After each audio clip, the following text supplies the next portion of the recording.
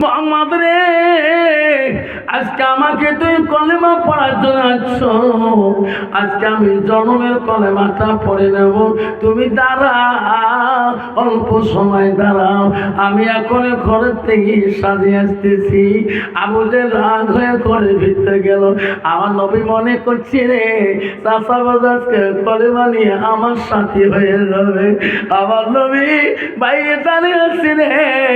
বেঈমান আবু জেহেল করে দেয়া তার শীতান থাকি নাল বন চাবুকটা নিয়ে, যে চাবুকটা আবু জেহেল নিজে ব্যবহার করেছিলেন, ওই লাল বন চাবুককে নিয়ে আমার নবীজির দরবারে আসি বলে, মুহাম্মদ জনমের কলেমাটা পড়ে মেরে আমার নবীর গায়ে এমন জোরে চাবুক মারা শুরু করে রে।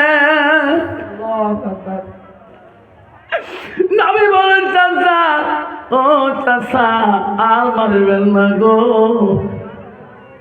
আমার মা নাই, আমার আব্বা নাই, আমাকে আর মারবেন না। বেঈমান আবু জাহল ওই দিন নবীজির গায়ে এত বাড়ি দিলেন রে। আমার নবী কান্না, চাচা আর আমার মারিবেন না গো চাচা, আমার নবী এত কষ্ট পায়। ওই দিন এমন মার দিলেন আবু জেহেল